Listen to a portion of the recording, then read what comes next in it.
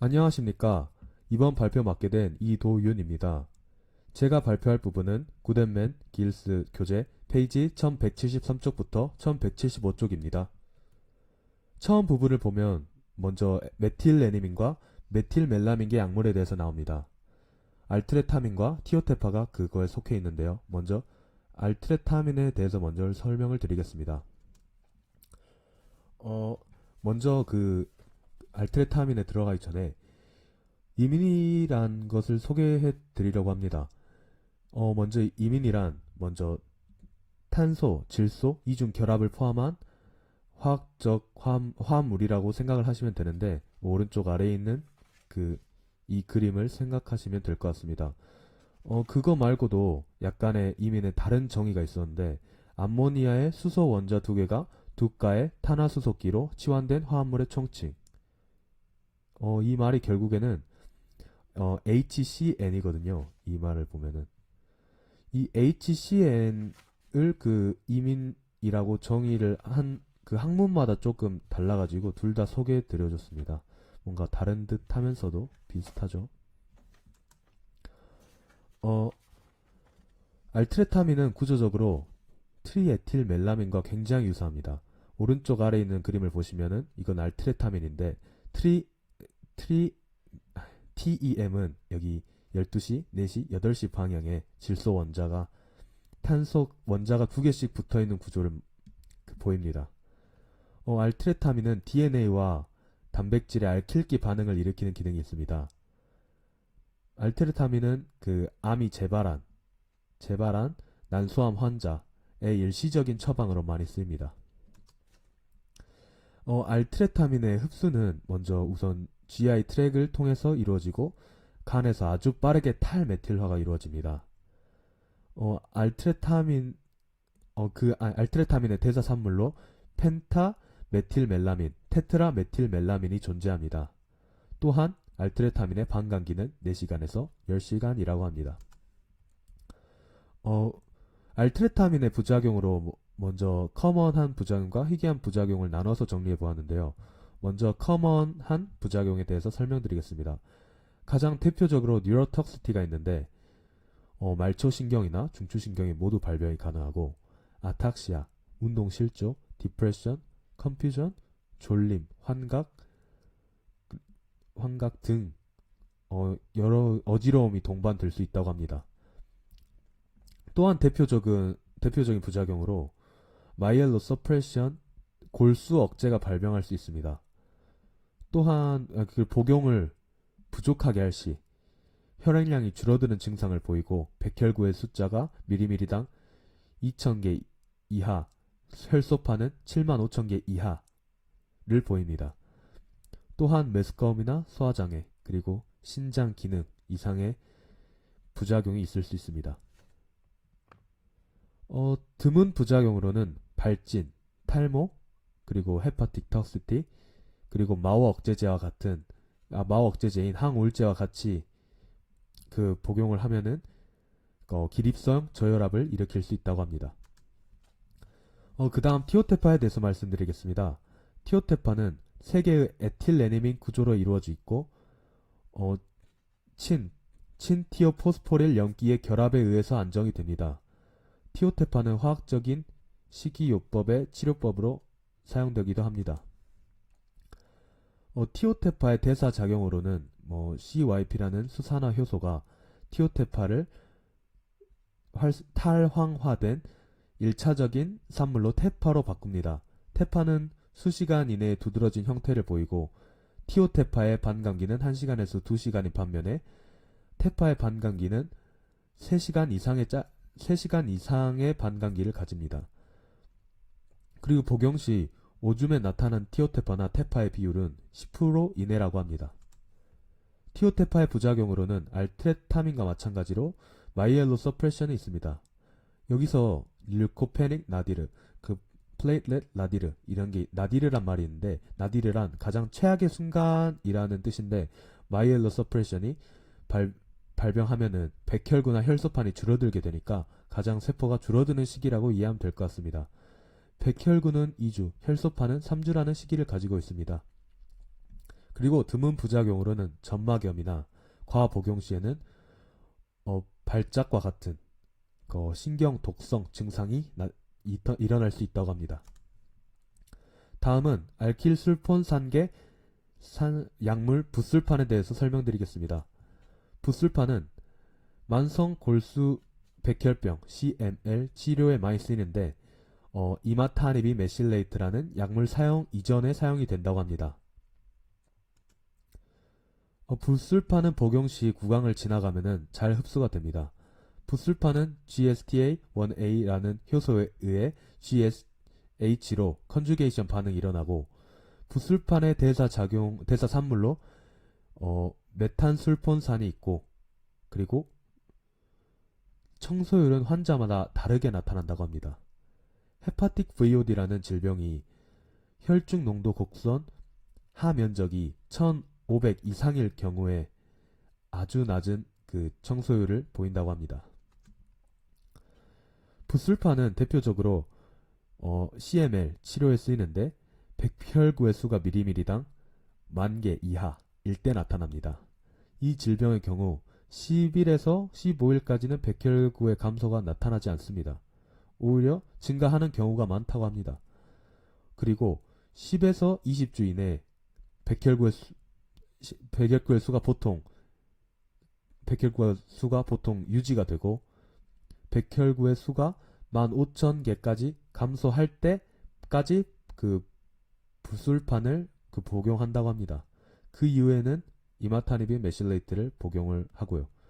과복용 시에 항경령제인 페니토인이 중추신경 독성 질병의 치료로 쓰인다고 합니다. 붓술판의 부작용 대표적으로 골수 억제 작용이 일어나는데 혈소판 감소증이 잘 나타납니다. 그 외에 메스꺼움, 구토, 설사 증상 또한 일어나고 오래 복용을 하면은 무력감, 불임, 월경, 태아 기형이 나타날 수 있습니다. 드문 부작용으로는 무력감이나 저혈압이 가능하고 10% 이하의 환자에는 VOD라는 질병이 발생할 수 있습니다. 다음으로 니트로소레아 약물들에 대해서 설명드리겠습니다. 먼저 칼뮤스틴, 일명 BCNU는 DNA에 6번 산소의 구안인 염기에 알킬화 기능이 있습니다. 이때 MGMT라는 효소에 필요로 하는데 이 효소의 프로모터에 메틸화가 일어날 경우 1차 글리오마의 발현을 방해하고 나이트로소우레아라는 물질이 뇌종양의 약제로 쓰이는데 이 물질에 대한 민감도와 관련이 있기도 합니다.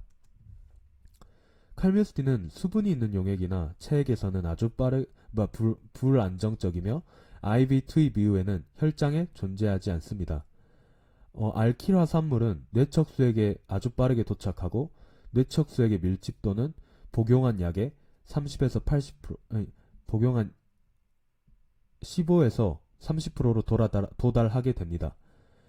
칼뮤스틴의 반감기는 15분에서 90분 이상이고 복용한 약의 30에서 80%는 분해 산물로 24시간 이내에 오줌으로 나오게 됩니다.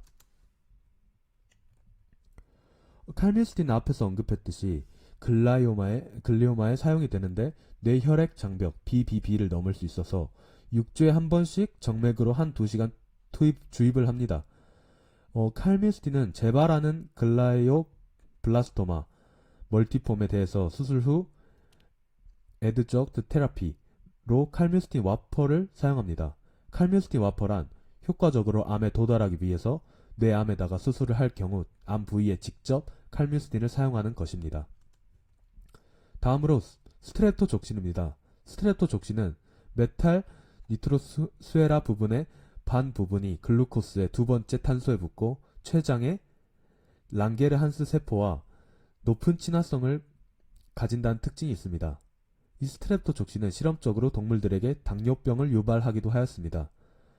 스트랩토족신은 정맥 주입을 통해서 빠르게 사라지고 15분이라는 아주 짧은 반감기를 가지고 있습니다. 약 복용량의 10에서 20% 정도 오줌을 통해 빠져나간다고 하네요. 앞에서 언급을 했듯이 스트랩토족신은 췌장의 랑게르한스와 높은 친화성을 가집니다. 이러한 특징 덕분에 췌장암의 치료에 사용이 될 수 있습니다. 치료 시에 스트랩토족신은 5일에 한 번 정맥주입을 하고 6주 동안 반복을 한다고 합니다. 스트랩토족신의 부작용은 대표적으로 현기증이 있고 치료 가능한 신장과 그리고 간 독성 질병이 대략 3분의 2 이상의 환자에게 나타납니다. 이에 반해서 치료 불가능한 신장 기능 이상은 10% 이하의 경우로 나타난다고 합니다. 스트랩토족신은 절대로 콩팥 독성의 약과 함께 사용되면 안 되고 빈혈, 백혈구 감소증, 그리고 혈소판 감소증 등 20%의 경우로 혈독성의 질병이 나타날 수 있습니다. 다음으로 트리아젠 계열 약품들입니다. 먼저 다카바진, 일명 DTIC라는 약품인데요. 이는 대사 산물인 MTIC로 활성화된 후 메틸화시키는 인자입니다. 이는 세포 주기의 모든 페이스에서 세포를 죽일 수 있다는 특징이 있습니다. 다카바진은 처음의 반감기는 20분, 마지막의 반감기는 5시간 정도로 반감기가 달라진다는 특징이 있으며 간이나 신장 질병이 있을 경우 반감기가 늘어나기도 합니다. 또한 다카바진의 요소의 절반 정도가 오줌으로 배출이 됩니다. 다카바진은 호지킨 병의 화학치료법으로 쓰입니다.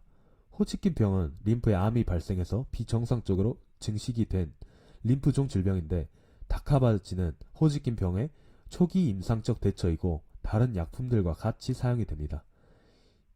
이외에 흑색종이나 성인의 종양에 나름 효과적이지만 요즘에는 이뮨 체크포인트나 그리고 미토젠을 타겟팅하는 인자로 대체되어지고 있다고 합니다. 다카바진의 부작용으로는 현기증과 구토 증세 90% 이상 나타나고 마이엘로 서프레션 또한 대표적인 부작용입니다. 또한 감기와 같은 신드롬도 일어나고 드문 부작용으로는 간 독성 질병이나 탈모 등이 있습니다. 다음으로 테모졸라이드입니다. 테모졸라이드는 악성 글라이오마와 아스트로사이토마 환자에게 많이 사용이 되는데 방사성 치료가 병행이 됩니다. 다카바진과 비슷하게 메틸화 기능이 있는 MTIC 형태를 가지고 있는 모든 세포 주기에서 세포를 죽일 수 있습니다. MGMT 효소가 부족한 암에서 더욱 효과적인 약품이라고 합니다. 테모졸라이드의 생체 이용률이 100%이고 반감기는 1시간에서 2시간 사이입니다. 구강 통과 이후 90분 후에 혈장의 MTIC가 가장 밀집되어 있고 오줌으로는 거의 배출되지 않습니다. 불활성화된 이미다졸기 카복시아마이드가 불활성화될 경우 1차적인 오줌의 산물이 되기도 합니다. 테모졸라이드의 부작용은 다카바진과 같습니다. 대표적으로 현기증, 그리고 구토, 그리고 마일로 서프레션, 그리고 드물게는 간 독성, 탈모 등이 있습니다. 마지막으로 메틸하이드라진계 약품인 프로카바진에 대해서 설명드리겠습니다. 프로카바진은 악성 뇌종양에 쓰이고 앞서 설명드린 다카바진과 테모졸라이드와 같이 호치킨 병의 치료제로 쓰입니다. 프로카바진은 효소 CYP의 간 산화 대사 작용에 의해 알킬화 물질로 바뀌고 DNA를 메틸화시키는 기능을 하는 항종양적인 활성이 있습니다.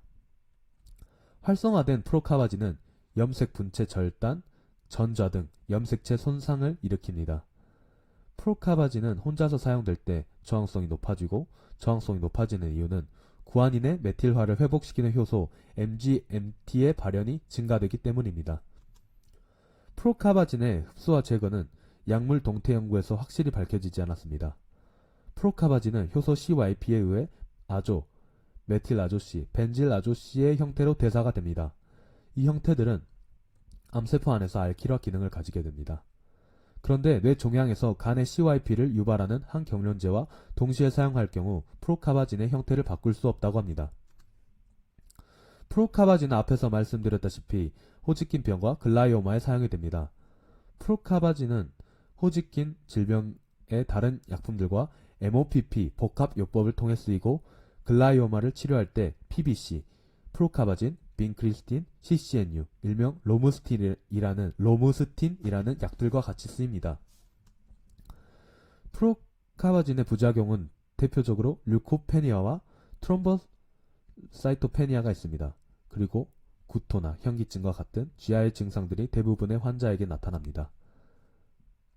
여기서 GI 증상에 대해 더 자세히 설명드리면 창자 반응이 자주 일어난다고 하는데 구토, 구내염 등 위장관 반응이 잘 나타난다고 합니다. 드물게 설사나 발진, 행동장애, 그리고 불임 등이 일어나고 그리고 프로카바진은 중추신경 저하제와 같이 사용되면 안 된다고 합니다.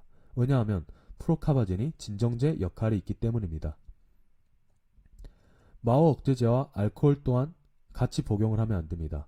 마오 억제제는 고혈압을 그리고 알코올은 디설피람 같은 행동들을 유발할 수 있습니다. 그리고 급성 류케미아 환자들은 MOPP 치료법으로 치료를 진행해야 하고 그리고 프로카바진은 잠재적 면역 인자라는 특징이 있습니다. 그리고 제가 GI 심텀이 지금 알트레타민부터 시작해서 프로카바진까지 대부분의 약품들의 부작용이었거든요. 그래서 그 GI 심텀에 대해서 원인에 대해서 알아보고 이 종이에다가 한번 제가 정리를 해본 것을 사진으로 넣어봤습니다. 먼저 항암제가 GI 심텀에 대한 부작용을 많이 일으킵니다. 나지아나 보미팅 같은 chemotherapy induced nausea and vomiting 이라고 불릴 정도로 정말 흔한 항암제의 부작용이라고 합니다. 이 항암제가 어떻게 GI 심텀을 일으키는지에 대해서 간략하게 설명을 드리면은 항암제가 빠르게 분열하는 암세포를 타겟팅을 해서 공격을 하는 게 항암제의 역할이죠. 근데 GI 뮤코사 셀들이 있는데 우리 몸에는 그것들을 공격을 하게 됩니다. 암세포가 아닌데도. 왜냐하면 그 GI 뮤코사 셀들은 원래 빠르게 분열을 하는 세포거든요. 그래서 항암제가 암세포가 아닌데도 GI 뮤코사 셀들을 타겟팅을 해서 공격을 하게 됩니다. 그래서 부작용이 일어날 수가 있죠. 왜냐하면 GI 뮤코사 셀들이 분열을 해야 되는데 그것을 못하니까. 그래서 나우지아나 보미팅 같은 부작용이 일어날 수가 있습니다. 그리고 보미팅에 대해서는 더욱 자세히 알아봤는데 케모테라피 항암제로 치료를 하게 되면은 장에 있는 엔테로크로마핀 셀들을 활성화시킨다고 합니다. 이 엔테로크로마핀 셀들은 세로토닌을 분비하는 세포들인데 이 활성화가 되니까 세로토닌 분비가 더 증가하게 되겠죠. 그 증가하게 되면 혈중 세로토닌 농도는 당연히 더 높아지게 될 거고 그게 혈중을 돌아다니다가 결국에는 뇌에 도착을 할 겁니다. 그 뇌에 케모 리셉터 트리거 존이라는 게 있는데 이거는 네 번째 뇌실 바닥이나 메둘라 오블랑가타 근처라고 생각하면 될 것 같습니다. 케모 리셉터 트리거 존에는 세로토닌 리셉터가 많은데 이 혈중의 높은 세로토닌 농도가 세로토닌 리셉터를 활성화시켜서 Final Common Pathway라는 방법으로 구토 중추를 자극을 하게 돼 구토 같은 부작용이 일어날 수가 있다고 합니다. 그 Final Common Pathway에 대해서 조금 더 설명을 드리면은 Final Common Pathway에서 처음에 Substance P라는 물질을 분비를 시키고 그게 뉴로키닌 1 리셉터를 자극을 해서 그게 결국에는 vomiting이나 nausea 같은 부작용들을 일으킨다고 합니다. 이것은 참고 문헌을 정리해 놓은 것이고요. 감사합니다.